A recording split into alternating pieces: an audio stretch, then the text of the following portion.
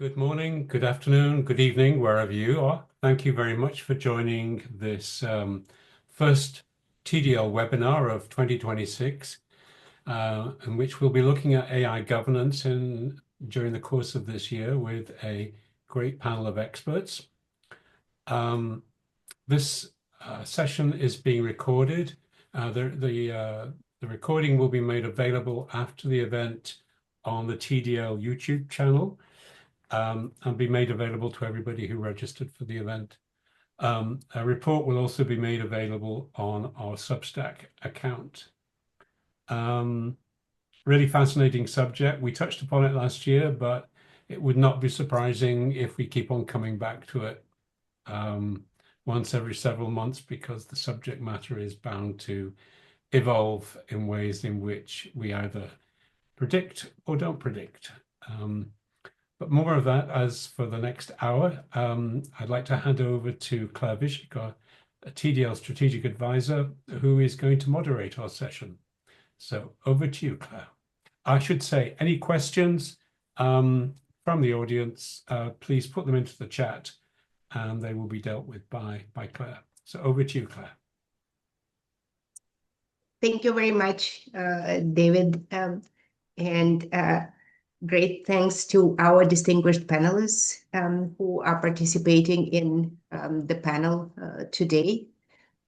We have Gonda Lumbering, who is UN Joint Staff Pension Fund consultant for AI and cybersecurity governance. We have Lalisa Suryanarayana, who is executive in residence for Taquity Capital Management. And finally, Ellen Wishman, who is the executive partner for data analytics, AI, and governance. We have, as David mentioned, addressed a similar topic earlier. We focused on different things. At the time, 2 months ago, we talked about standards. We talked about areas such as privacy. We talked about ethics a little bit. We are going to take a more pragmatic approach with the participants that are our panelists today. We will focus on what is the state of the art for AI governance in 2026. This topic has been around for several years. It started with being concerned about ethics, about privacy, about confidentiality, about some societal issues associated with artificial intelligence. By now, we have established international standards in ISO/IC. We have, in many countries, in regions, legislation associated with AI governance, AI safety, and AI risks. We also have legal frameworks that have been to some extent tested in battle. With all this, it is fair to say that the focus has shifted. I can see it in the kind of startups that emerge recently in the area of governance. They focus on compliance because there are compliance rules now, and predominantly on automating compliance.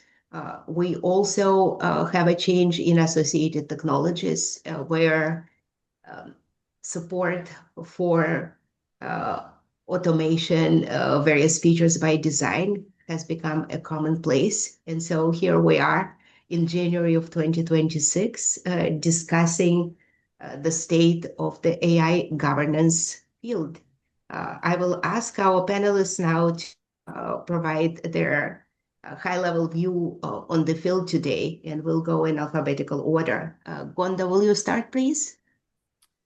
Yeah, sure. So I think the AI governance topic has really risen to the forefront over the last year, also with regulatory frameworks coming into place, like the EU AI Act. So as you know, that the focus on compliance is definitely increasing. And yeah, some of the bigger trends for 2026, I think, include a move away from general principles like ethical AI to what does it actually mean for more practical implementation, and also how can it be risk-based and context-specific. Safety controls for an autonomous vehicle or a medical device obviously are different in terms of having stricter oversight maybe than a marketing chatbot tool. So that I think is important to focus the conversation on into 2026.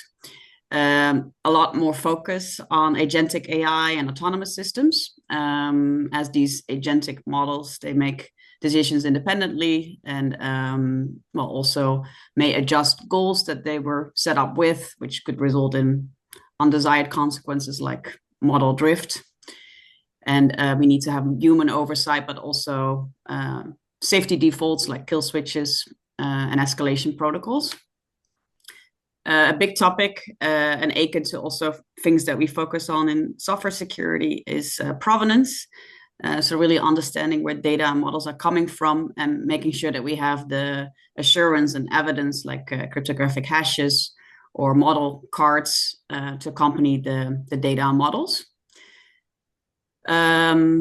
Another trend, as we do have more regulation, more policies, is I think a need for more harmonization. So a clearer understanding how these requirements overlap so that for your internal organization controls and for your own implementation, you know how to meet multiple frameworks. And I would lastly maybe emphasize a need for post-deployment monitoring. There's a lot of issues, especially post-implementation, also due to lack of performance, lack of quality, maybe because of insufficient data or misaligned goals and lack of operational support. So a focus on post-deployment governance is key as well. Thank you very much, Konda. It's impossible to disagree with this. A couple of questions on what you said.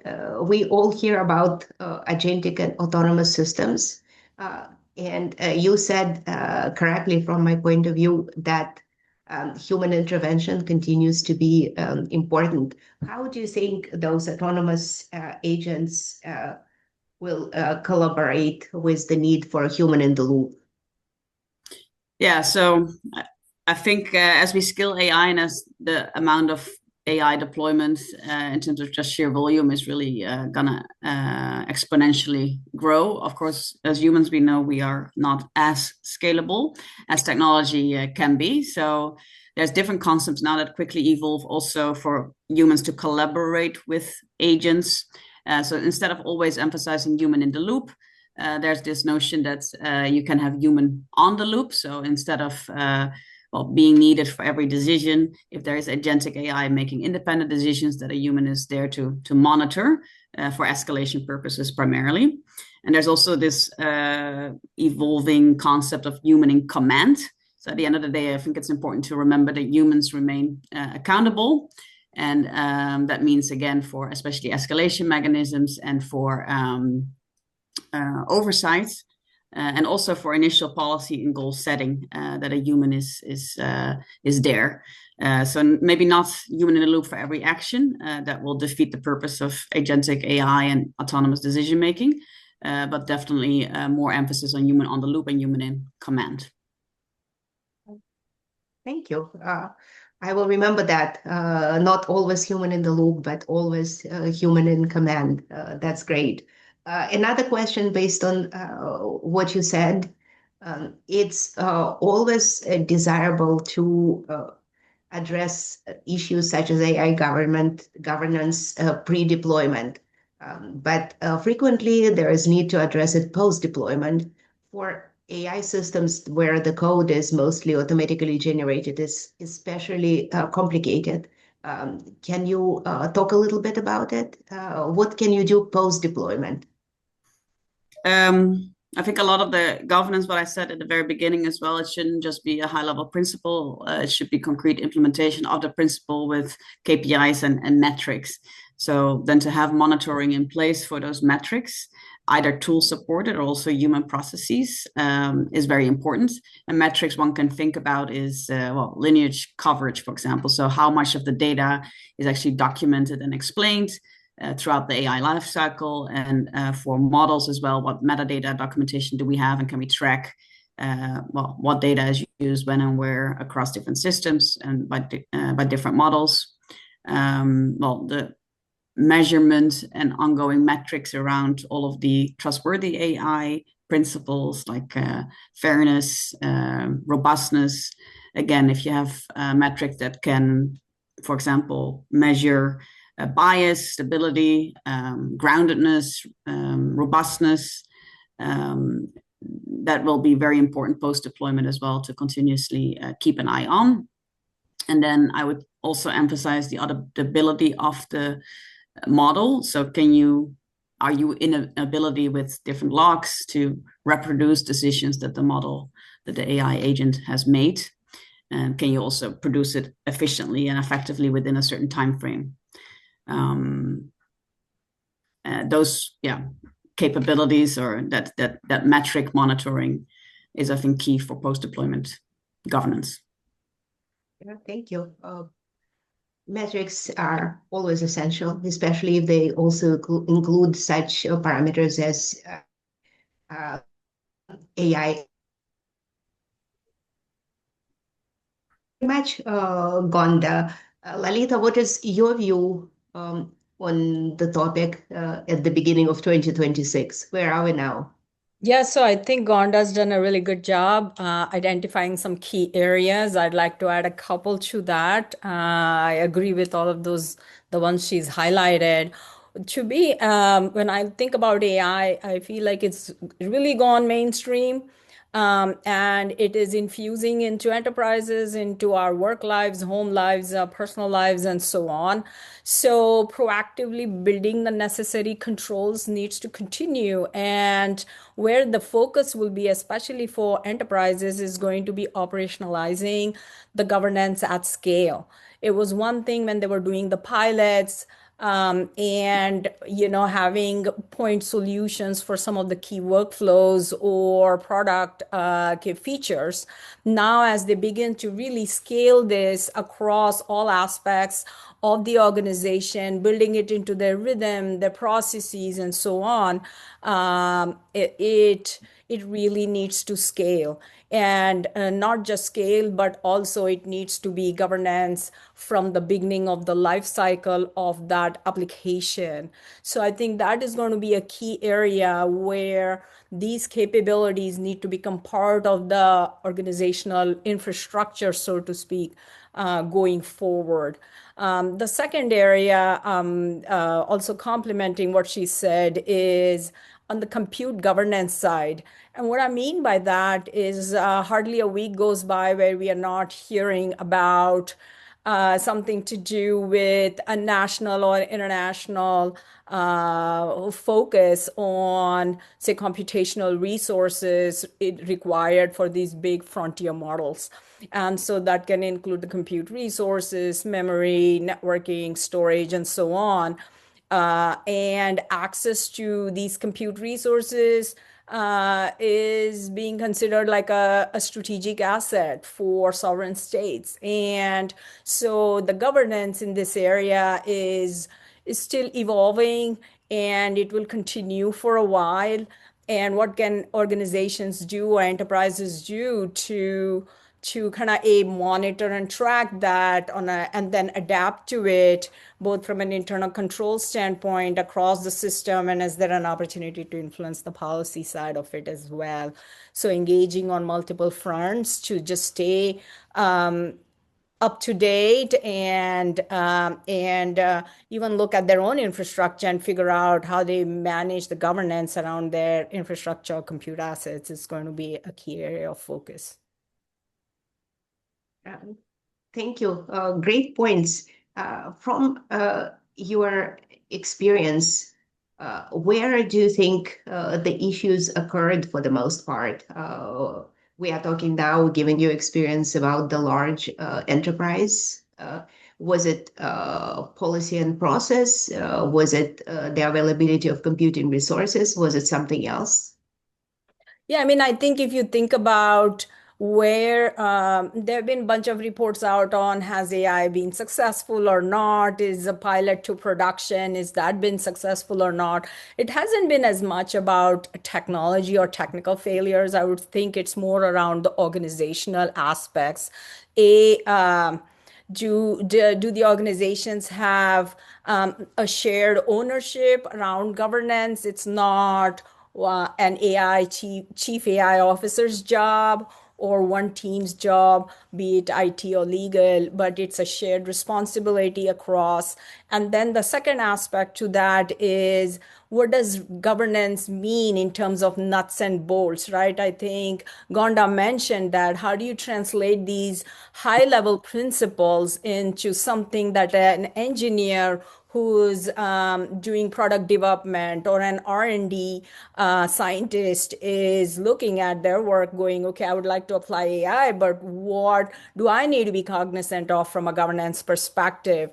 What do I need to do in the life cycle, right? What do I need to do at the ideation or design phase? What do I need to do in the product development phase? What do I need to do in the deployment, validation, deployment, operational? And again, to Ganda's point, is the post-deployment monitoring and kind of having that full loop around it till you decide to retire that application, a few years from now or whenever that might be. So to me, that becomes a key point, is translating those high level. What does safety mean? What does ethics mean? What does trustworthiness mean? What does robust governance means? What is the obligation of each engineer developing or implementing AI system? What does it mean to them? And then, of course, they need to all be on the same page and have an alignment in terms of the understanding. So those are some of the challenges that I think that's why it's called business transformation, because I think it impacts all aspects of the business and it's going to fundamentally transform the operating model of the enterprise. It is true. Everyone points out that artificial intelligence has a transformational influence on the organizations. You mentioned that for a large enterprise, it is a collaboration to a number of functions that need to be coordinated and involves, therefore, a significant amount of resources. What about small and medium enterprises? How can they engage in AI governance? I think there are a few options for that. One is the question is, what role or in the ecosystem do they play?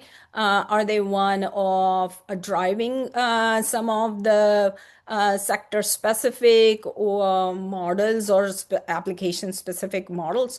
Or are they simply taking a frontier model and then applying or implementing an application on top of that? So the responsibility, I think even some of the regulations identify the risk of tiers and factors around that, where in the ecosystem your contribution is, number one. And number two, then do you have the tools? Can you leverage existing tools from some of the other parts of the ecosystem without naming names? If you are a Microsoft shop, for example, perhaps you would take what comes with the Microsoft bundle or part of your cybersecurity bundle or other tools that you have, maybe on the supply chain side, on the Salesforce side, that already comes with AI capabilities now built in.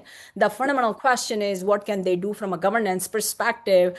Minimally, they need to understand what it is they are sourcing and be sure to understand the accountability should something go wrong, and make sure that's captured in their discussions, in the contracts, and in the relationships. So there's clarity of accountability and the trust across the ecosystem.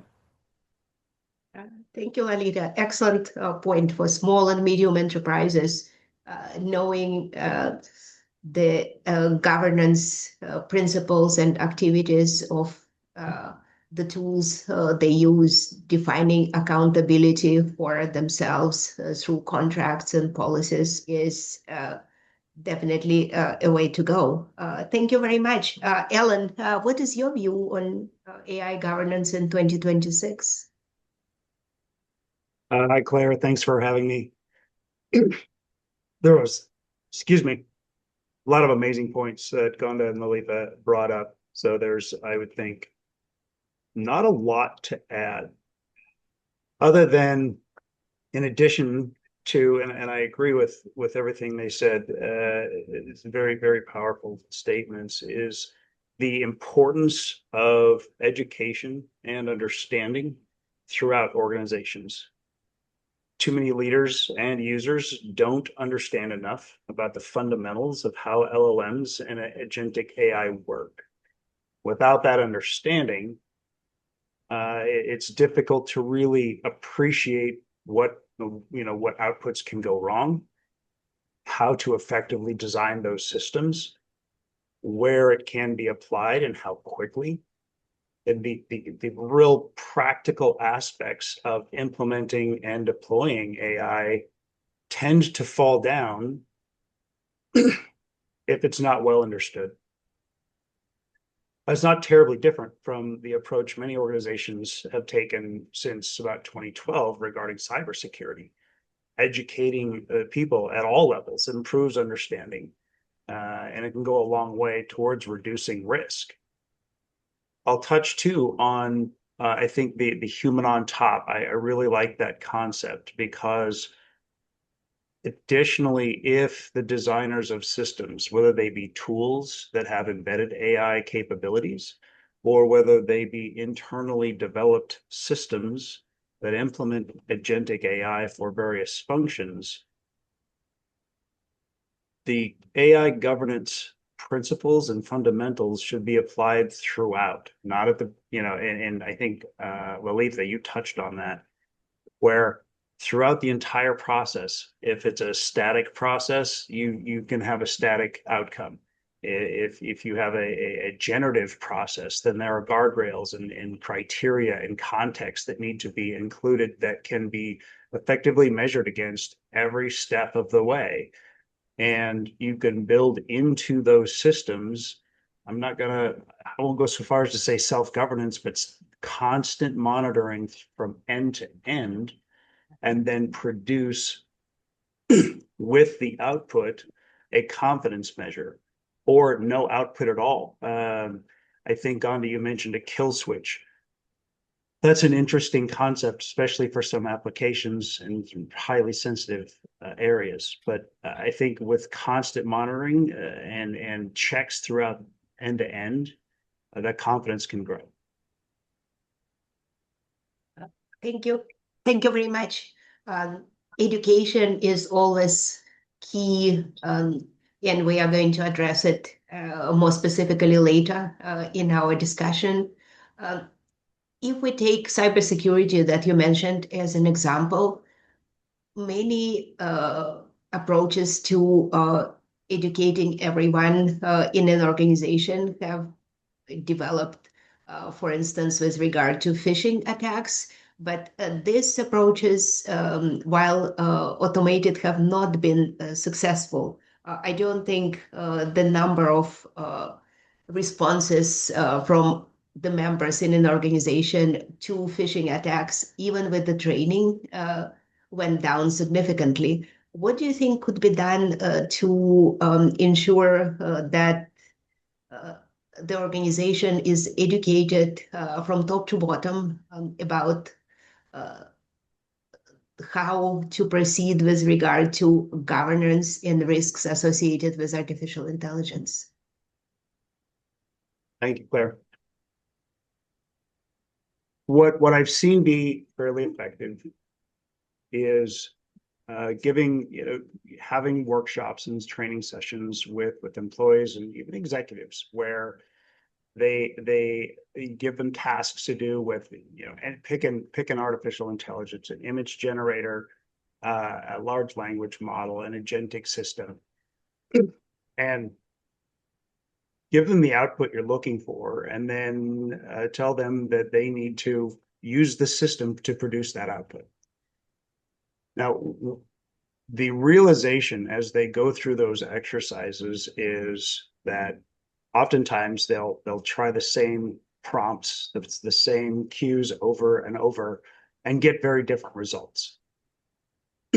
They'll put in what they think is a logical, reasonable input, and the output is questionable or even comical. And in situations where we'll instruct teams to develop some very simple code, and then we'll work to execute that code, they realize that although the systems are incredibly capable, they have a long way to go. And therefore, the assumptions being made about the capabilities at this state in the maturity of artificial intelligence are largely assumptions. There's a lot of capability there. It's, I would say, far from reliably autonomous. And having that experience and knowledge with how the models work, realizing that there's not an intelligent brain back there somewhere giving them answers, it's a statistical probability. That understanding helps people really use and understand artificial intelligence for what it is, not for what they have envisioned it to be. So I've seen that be very effective. It's an easier concept to grab than the quasi-infinite number and types of attacks a cyber attacker can launch on your environment or even you as a person. Indeed, understanding the systems in depth, even through simplified use cases, is always very useful. A sub-question to this: several studies determine that the earlier you start teaching a subject, the greater the proportion of people who reach some level of expertise. This is true for cybersecurity for those who started in K-12, in high school, for example, are much more competent when they are in college and then become professionals. Do you think it's the same for artificial intelligence, and we should start teaching its principles much earlier than we do now? It's a great question, Claire. I think the point at which schools and education systems start teaching it, I'm not sure that the education system knows quite how to embrace AI yet. I think they're concerned that students will start using it, and they have in many cases in ways that they shouldn't, like generate me a report and then they just kick it in and turn it in. And there are countermeasures that schools have for that now. Teaching them how it works and where it can be useful and where it will help a student produce better work and faster outcomes, as well as where critical thinking on their own should also not be neglected, I think it should be a key aspect of education. And to your point, I think the earlier that is introduced, maybe middle school-ish. I'm not an expert on education, so I'm not going to try to state that I am. But certainly earlier, at some degree, I think would be helpful. Thank you. I agree. This provides a good transition to our next discussion area about quality of the output and provenance. Artificial intelligence systems based on LLMs are the next token statistical predictors. They are not truly intelligent. That leads to all kinds of, for instance, hallucinations, but not just that.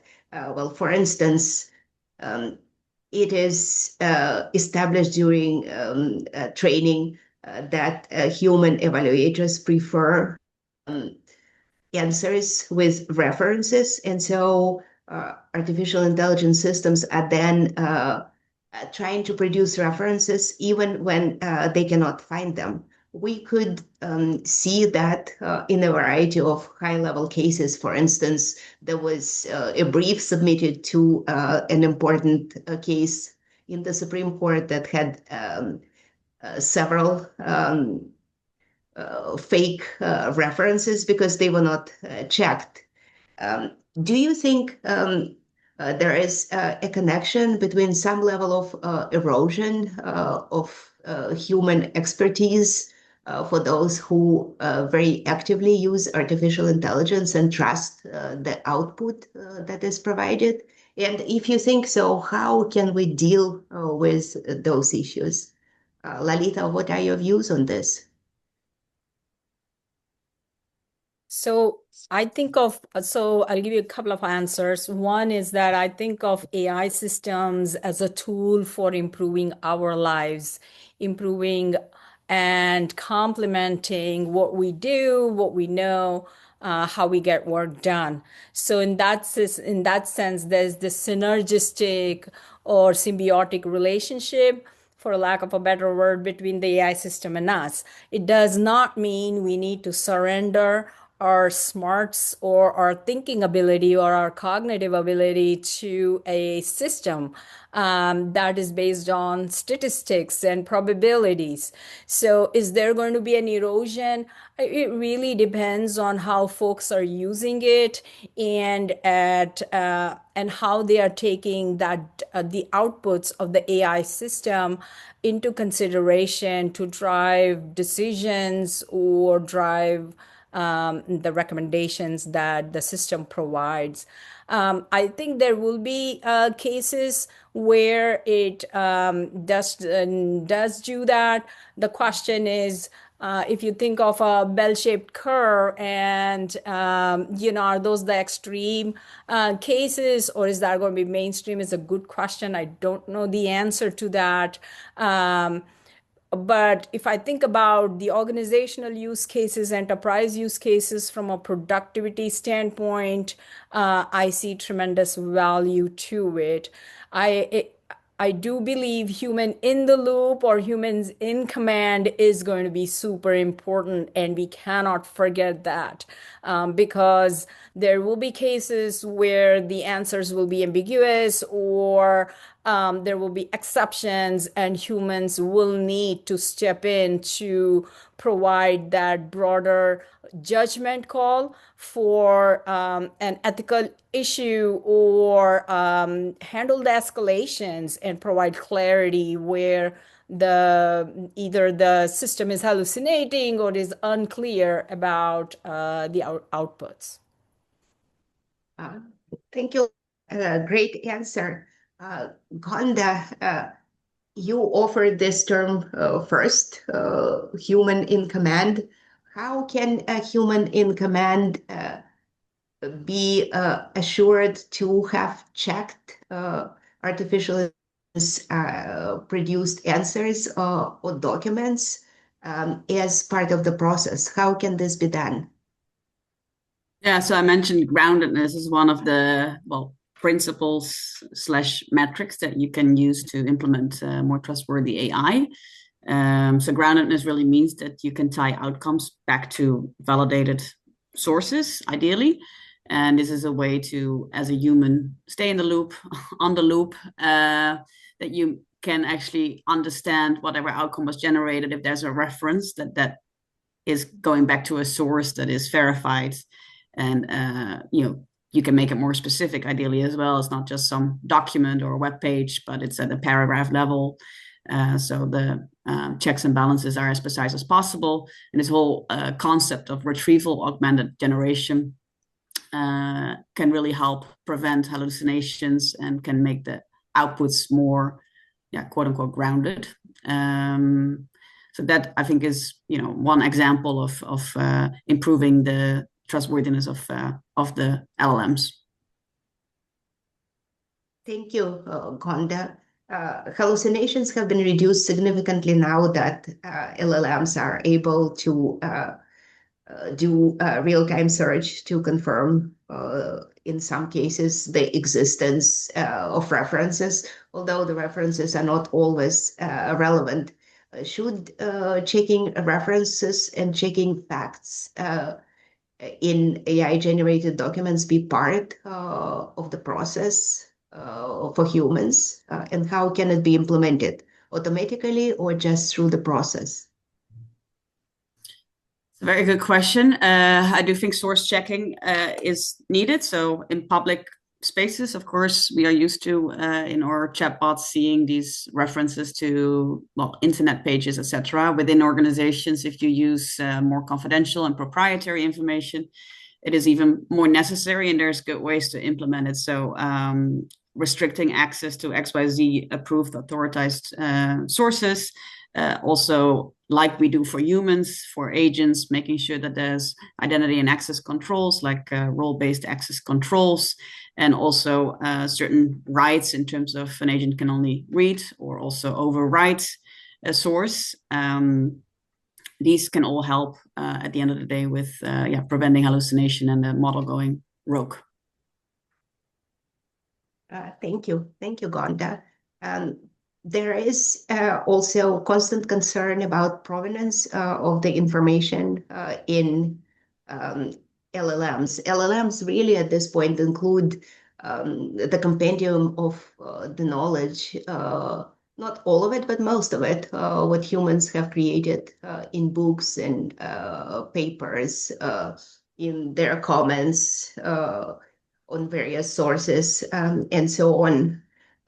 The community has worked for at least 3 decades on ensuring that provenance of artifacts in the electronic environment could be understood and supported, but we don't yet have definitive answers. Ellen, what do you think about the role of provenance in the quality of output of LLMs, and how can we work on provenance in this new environment? I think provenance is an interesting one. Fundamentally, it makes sense. Regardless of the question that I have on it, and it's not necessarily a challenge, it's more of a curiosity, is if all of the data that a model had been trained on and has access to has verifiable provenance, what improvement will we actually see in the output of the model? I don't know the answer to that, but I'm skeptical that it would make a notable difference or build the confidence in the output significantly, simply because there are hallucinations still. There are, when you ask for references, you'll get a link to somewhere that oftentimes is nowhere. You'll get a straight link to a 404. And so I do think there's certainly value in it. The quantifiable improvement of that value is something that I don't know, and I haven't heard from anybody who would really truly be an expert in that area. As far as the models go themselves, I think until we get to a point where we have, the transformer-based models that we have today are black boxes, and until we get to a point where some of the in development models that have the explainability and the transparency from end to end, that's when provenance, I think, will really show up as a proof point and embellish as a total system from end to end, the inputs, the process, and the outputs. And that's where that improvement will be seen. Provenance, as you know, is a significant challenge already, as is data quality and that piece of it. So that challenge is a data challenge, and I think organizations should continue to address it regardless. Thank you. Certainly, the approaches that we have used to deal with provenance have changed. They are infinitely more sophisticated than 30 years ago, but they are still not sufficient to deal with provenance of everything or even the majority of information in even a reasonably transparent environment. We have a question from the audience that fits well here. Do you feel this problem of, for example, false references and to a degree hallucinations would improve if in the training step the models would not be punished if they truthfully answer with I do not know? Gonda, what do you think? Do you think I do not know is a valid answer? And it's actually a very correct statement. The models are encouraged to never say I do not know. I think that is actually a helpful answer in that situation versus coming up with a fake reference or an answer that's not grounded in a source. At least it helps with the human in the loop model as well to understand some of the limitations of the LLM. And again, if it's like internal agents, not public LLMs, even more so if you really want to ensure that the answer is based on information that has been authorized, actual internal resources, not the wide web as an example. So to me, that would be something that I would consider helpful. And then provenance, maybe just to add a hopeful note to Alan's point, it may not always completely improve the quality of the outcome. But to me, provenance is a massive topic in software in general. And from cybersecurity space, we've made a lot of progress, of course, where software used to be a black box running on the network. The notion that now it's more important to understand at a granular level what software consists of, and with AI, what logic applies. That's been a longer time coming, not just pushed by the need for AI governance, but also in general better security and safety of systems. And I'm a big believer in transparency and also using artifacts that have increasingly become standardized and tools that can generate and ingest these artifacts. So I do see that as a big trend in general. And some of the cyber work that has been done over the last few years really helps feed that AI governance and transparency as well, like use of model bills of materials, builds on the notion that we need to have software bill of materials information available. And same for some of the cryptographic hashes and artifacts. And also tools like I want to highlight, I got familiar with this not too long ago, like C2PA, the Coalition for Content Provenance and Authenticity. There's this framework that can embed with every data file provenance data about the data as well, like who created the content, when and where was it created, and what tools were used, etc. So these artifacts, they have been pushed for transparency for a longer period in software security land, and there's increasing maturity using them. So yeah, and it's great to have a hopeful view on provenance. It is true that the area that we tried for decades, for instance, creating a hash of all the artifacts, that started in 1990s, and there were several companies that looked at that. The technology not ready for that, and it didn't go anywhere other than additional research work is very helpful. Similarly, as SBOM is very helpful, but again, it doesn't work in all the situations. For instance, cloud development paradigm does not yield itself to reliable SBOMs. So we have the threads that we need to continue pulling to improve the situation.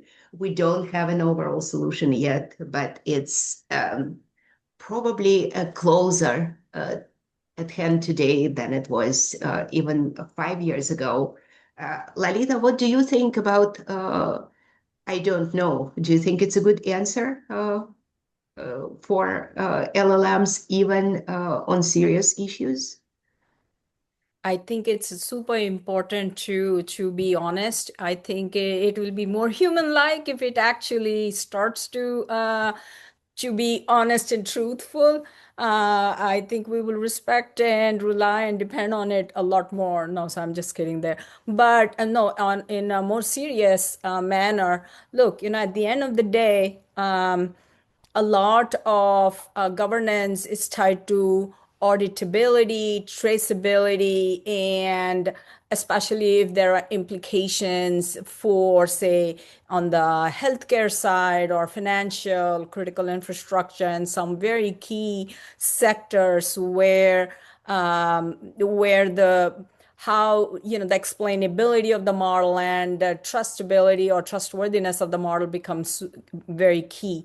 In those cases, it is absolutely important for the model to come out and say, give me more information, I will help you, or say, I do not know, and make it part of the reinforcement training so that it incrementally improves over time. But I do appreciate the fact that provenance is work in progress, and there's much more to be done on that front as an industry. Thank you very much, Lanita. I agree. Gonda, there are now agentic systems that are monitored where smaller agents are monitored by a monitoring agent. How does your view on human in command apply to systems like that? Where do the humans enter? But humans can be helped by these so-called watchdog agents or compliance agents, or so you can indeed extend the human control loop with also having agents designed for oversight. So to me, that's extremely helpful. And increasingly, of course, we'll have humans work alongside agents, including for these oversight tasks.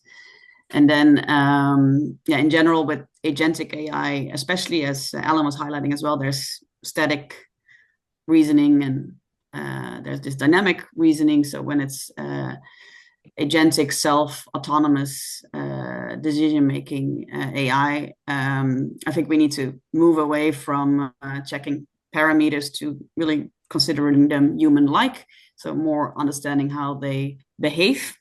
And for checks and balances, that also means that we take a similar approach to, for example, validation and testing. So sandbox testing, like how is the agent behaving in a controlled environment before we put the agent into production. That should be part of standard AI lifecycle practice.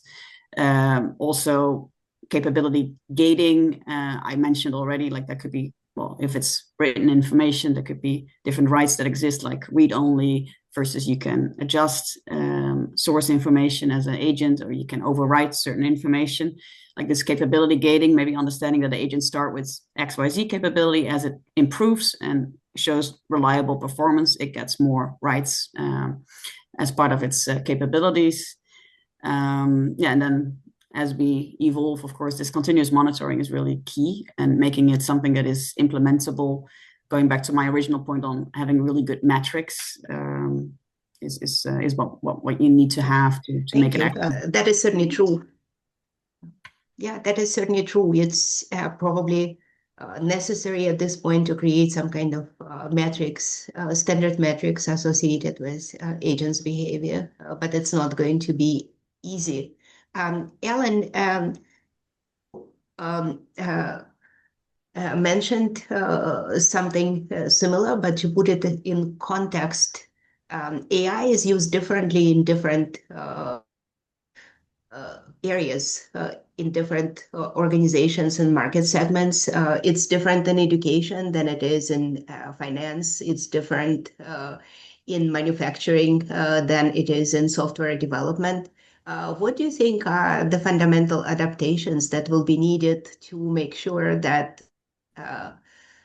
artificial intelligence is used for the best in all different areas of the market and organizational space? Well, Claire, that's a big question. It is. It's a really big one. So because LLMs are really designed to be very general function, I think it's great for organizations, depending on their sector, to really consider and understand, are the tools that they are implementing in their environment, a lot of times with embedded agentic or LLM support, or even developing their own. I think it was Gonda mentioned, if you have an internal model, making sure that you are providing it appropriate and limited access to the right context stores or data from which to pull and generate responses from. And again, it's going to depend on the nature of the sector. Finance is highly sensitive. It's very regulated for obvious reasons. And so Lalitha, you mentioned, testing and making sure that the models work in ways that are within acceptable limits before, releasing into production. Ensuring in those environments, the use cases that those models can be used for are within compliance and within risk tolerance of the organization. Obviously, some organizations have fewer regulations and compliance limits. Small businesses, in a lot of cases, mom and pop shops around the corner, they can use it for anything. Banking, government, health, any organization that's handling PII, right? Those sorts of applications, I think, need to be considered very carefully and very intentionally with people and hopefully experts that really understand the implications of using them. And I think this is where the I don't know answer, which brilliant answers, I couldn't say anything more to improve what was said by Gonda and Lalitha, I think is very helpful regardless of where they're deployed. So I think without giving a super specific answer, and I apologize about that, Claire, I think it is important that the organization understand what their risks are, understand where and how they're going to be using AI, and the organization and the people in the organization also need to understand that and follow the organization's rules about where it will and will not be applied. Thank you. And this is as specific an answer for this huge question as there can be. We need to understand the risks. We need to understand the processes and make the necessary adaptations. There isn't one case fits everyone, even at a very high level. Would you like to add something to it, Lalitha? Yeah, so I think the one key aspect to this is AI governance is a moving target, and organizations need to stay agile, right, as things evolve. It's very similar to cybersecurity. The more you learn, the more smarter you get, and then the more you can implement it back into your organization. It's governance is not, hey, I did this once. I think we have the guardrails. Let's go, right? I think especially with agentic AI. And multi-agent systems, the entire system behavior needs to be looked at, and it becomes a bigger black box problem, trying to understand the implications of those individual agents and then the interactions and what they can result in. So proceed with caution. There are some sectors that are heavily regulated and might have already some compliance requirements. There may be others where manufacturing comes to mind. It's already a lot of the processes are automated. Lots of factories are, and they continue to seek to optimize with technology and digital capability. Will agentic AI, precede the governance, or is governance going to be slower because we haven't figured out everything else? So I think that's one area I see as a more urgent, or there's a sense of urgency in in defining what governance even looks like for some of the sectors. And it really is up to the players in that sector, the ecosystem, to come together and say, what does this mean for us? Do we understand what these agents are doing? Or if it's a value chain and the agents are being sourced or from a marketplace or from third parties, do we understand what what is the agent doing, what are the guardrails, what decisions they are making, and understanding how that will impact the downstream agent. And there is a lot of work needed in defining the taxonomies of the ontologies. There's a lot of discussion that needs to be had around what data is being fed, what the guardrails ought to be, so that these agents can orchestrate. So there's a ton of work that needs to be done there. Absolutely. In short, I don't know. Thank you, Lalita. And now we are approaching the end of this discussion. So I will ask all of you for brief answers on what are the main lessons learned after 5+ years of work in AI governance. We'll start with you, Ellen. What are those lessons in brief? In brief, I would summarize it, I think, this way.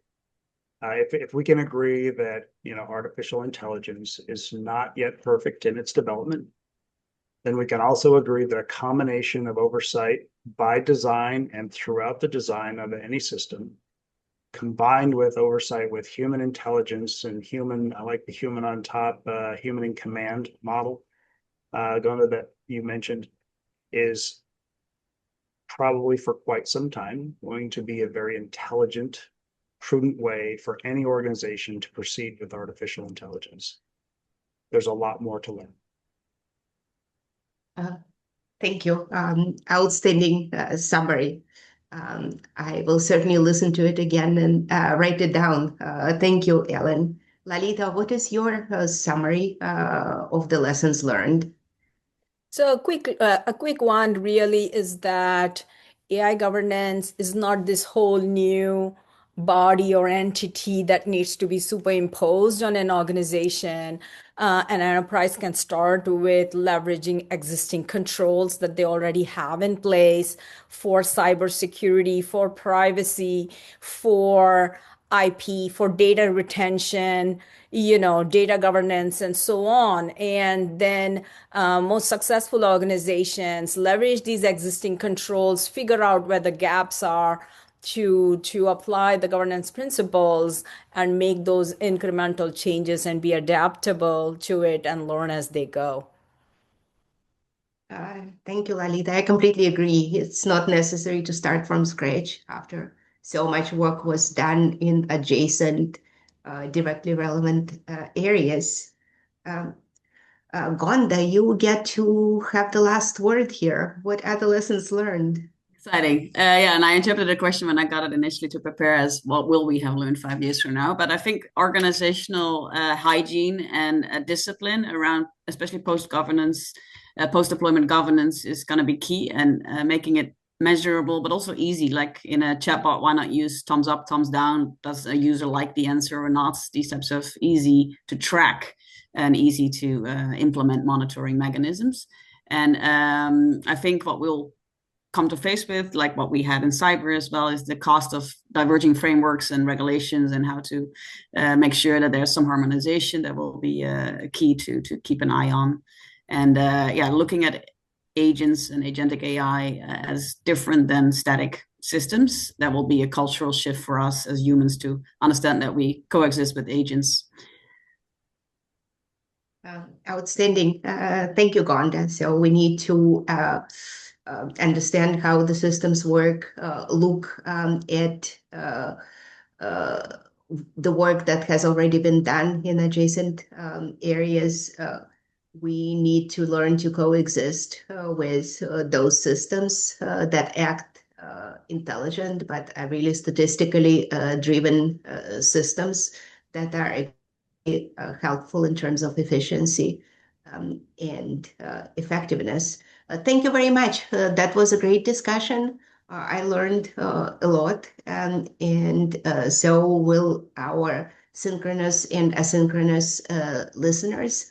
Thank you very much for joining the panel today, for sharing your thoughts, and for making conclusions in all this very complex, very interesting areas that characterize AI governance at the beginning of 2026.